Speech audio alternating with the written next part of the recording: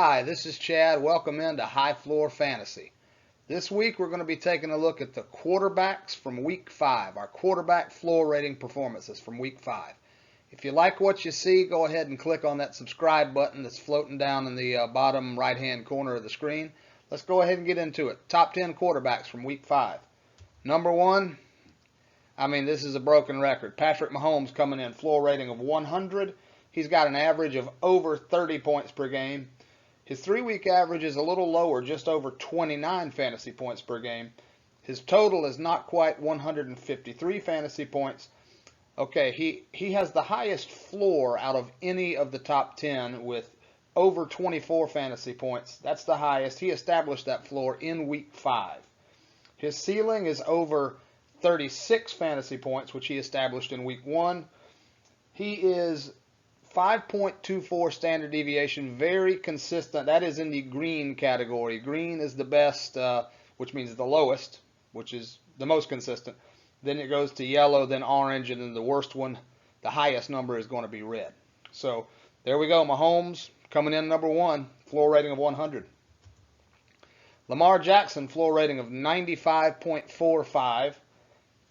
He has an average of over 30 fantasy points per game. His 3-week average is over 31. That means he's sort of trending up. When your 3-week average is higher than your year-to-date average, means you're kind of on an upward trend. His total is also over 152 fantasy points. His floor is over 22 fantasy points, which he established in Week 1. That's a great thing. When you establish your floor in Week 1, it can really only, well, no, it can go down, but he's just been on the way up. He's been on a tear the whole time. He has the highest ceiling out of any of the top 10 with over 47 fantasy points. He's probably going to hang on to that. He established that ceiling in Week 5, so that was his most recent week. I hope you had somebody on Baltimore. That was a heck of a game. I had Mark Andrews. All right, his standard deviation is in the orange, 11.21, meaning he's not very consistent. But that high ceiling is going to help you through the week there. That's Lamar Jackson at number 2. Number 3, Tom Brady, Tampa, Father Time, floor rating of 93.35. He has the highest average of the top 10 at almost 40 fantasy points per game. That's awesome. His 3-week average is not quite 30 fantasy points. His total is the highest of the top 10 with almost 155 fantasy points year-to-date total. He does have quite a low floor. Let's see, is it the lowest? Yes, he does have the lowest floor of the top 10, not even 14 fantasy points, which he established that floor in Week 4. His ceiling is very high, almost 42 fantasy points. He established his ceiling in Week 5. His standard deviation, see, that's going to make him not consistent with a ceiling of almost 42 and a floor of not quite 14. His standard deviation is 10.35. That puts him in the orange category. Tom Brady coming in number 3. Number 4, Jalen Hurts, Philadelphia, floor rating of 92 even. Hurts my feelings. I definitely wasn't on him at all. So that was one that I missed. I did not see him being at number 4 after Week 5. Floor rating of 92. Average points per game, over 27 points average. 3-week average is a little higher, not quite 28, so he's on a slight uptick from previous weeks. His total is over 138 fantasy points. His floor is over 23 fantasy points, which he established in Week 2. His ceiling is over 32 fantasy points, which he established in Week 4. Now, here's the good news about Hurts. He is the most consistent out of the top 10. His standard deviation is only 3.72. That puts him in the green territory. 3.72 standard deviation. Very, very consistent player week to week. Number 4, Jalen Hurts, floor rating of 92. Number 5, here's the name you expect to see in the top 10. Josh Allen, floor rating of 89.90. Average points per game, over 28 points. Okay, he is in a tie for the 3-week average with the next quarterback, over 34 fantasy points per game. His total is over 144 fantasy points year to date. His floor is not quite, well, let's say it's just over 19 fantasy points, which he established in week 2. His ceiling is over 40. Man, these guys have some high ceilings, don't they? This is called high floor fantasy, not high ceiling fantasy. But see, the ceiling, this is why the consistency thing is important, because a high ceiling and a low floor is not such a good thing. I mean, you want him on that 1 week where he has the high ceiling, right? But that's a best ball kind of a thing. I'm looking for the consistent, reliable, high floor players. So anyway, Josh Allen, ceiling of over 40 fantasy points. He established that in week 3. His standard deviation is 10.48, puts him in the orange category. Not the most consistent, but still top 5 talent. Josh Allen, floor rating 89.90 at number 5. Number 6, Justin Herbert of the Los Angeles Clippers. Los Angeles Chargers. Floor rating 88.06. I'm going to stop with that now. I've been doing that for about 5 weeks. I know it's the Chargers.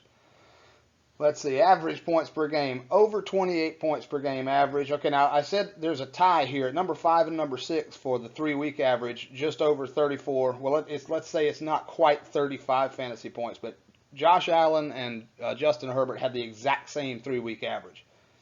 In both cases, it is higher than their year-to-date average, so both of them are trending upwards.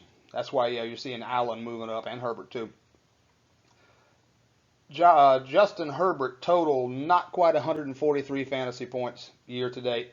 His floor is over 18 fantasy points, which he established in week 1.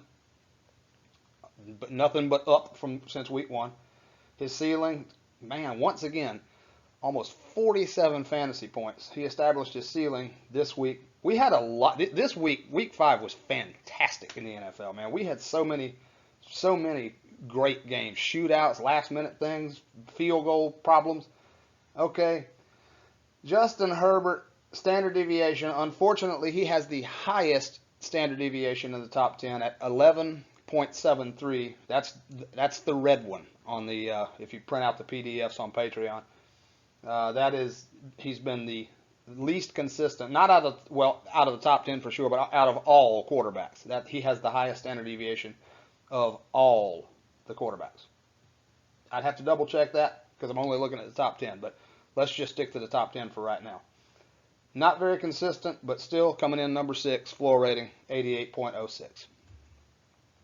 Number 7, Kyler Murray, Arizona, floor rating 86.23. Over 28 points per game average.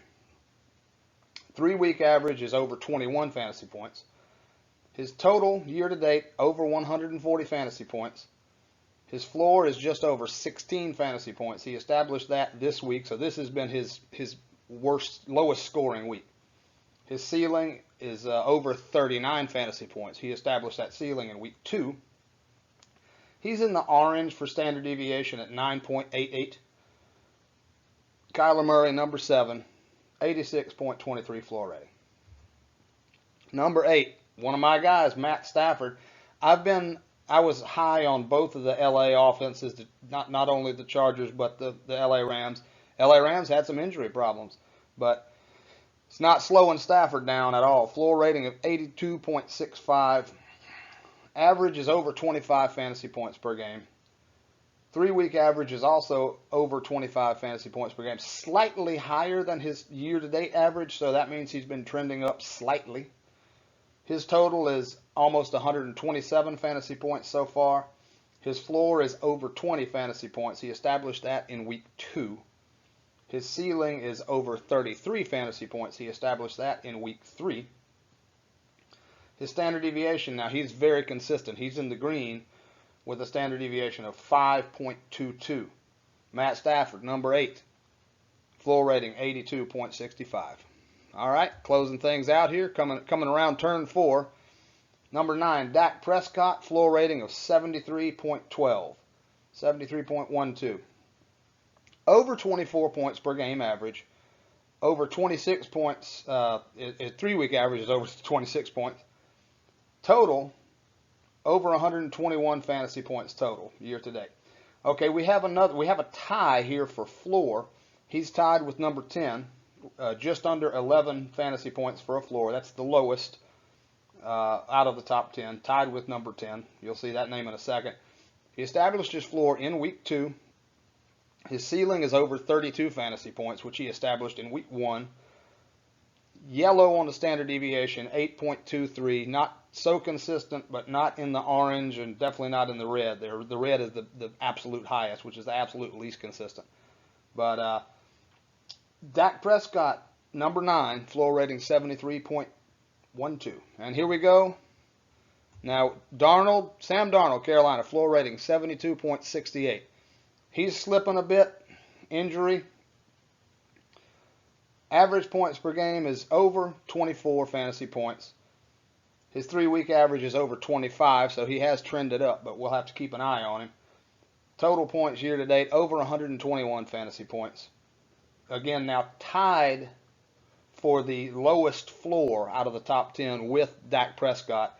It's just under 11 fantasy points for both of their floors, the exact same number. Darnold established his floor in week 5 because, well, you saw. Ceiling here is over 36 fantasy points. He established his ceiling in week 4. Standard deviation is in the yellow for him at 9.36. Not the most consistent. I was so happy to see Darnold break out this year. He needed to get away and just get in a better position, which he did. So let's just keep an eye on that situation.